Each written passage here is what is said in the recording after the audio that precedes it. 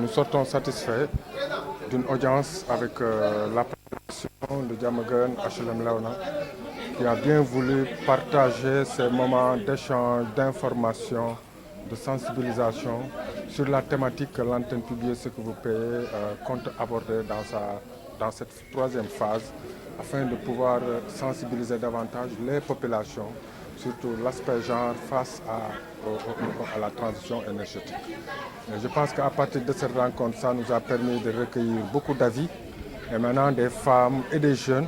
sur effectivement l'aspect genre face à la transition énergétique, qui est une thématique extrêmement complexe et extrêmement sensible, d'où la sensibilisation vient à l'heure, afin que les nouvelles méthodes ou les aspects liés à la résilience et à l'adaptation soient bien adoptés par ces populations. Peut-être si on dit l'accès à l'information, il y a une partie des impactés directs qui sont sur la langue de barbarie, qui ont un minimum d'informations liées à l'exploitation gazière et face à ces enjeux. Mais dans sa majorité, il y a ce qu'on appelle les impactés indirects, qui vraiment peut-être se trouvent à un niveau d'information très faible. Et je pense que c'est à partir de ceci, de ce constat, que l'antenne publique Ce que vous payez a jugé nécessaire avec CAJUS et des partenaires dans le cadre du projet Social Bond de dérouler un vaste programme d'information et de sensibilisation.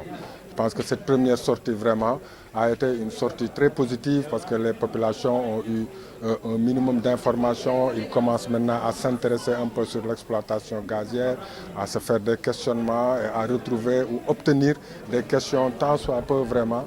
attendues pour pouvoir comprendre les enjeux liés à cette exploitation. Au cours de ces deux premières phases, les points positifs, c'est d'abord l'ancrage de la société civile à travers l'antenne publique Ce que vous payez au niveau institutionnel.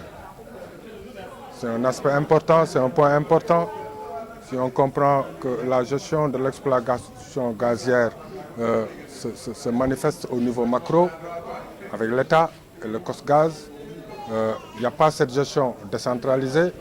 qui fait que maintenant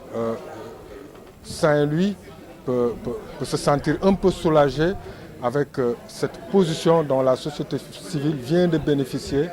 à travers vraiment l'exploitation gazière et à travers l'antenne publique Ce que vous payez, qui aujourd'hui est impliquée à travers les différentes grandes rencontres, les séances d'échange, les séances de restitution de l'ITIE, de l'antenne publique Ce que vous payez, avec l'exploitant BP et Cosmos. Nous avons le minimum d'informations, nous sommes impliqués à un minimum sur les différentes rencontres qu'ils tiennent, qui nous permet maintenant, nous aussi, à la sortie de ces débats, de pouvoir assurer un vaste programme de restitution auprès des populations.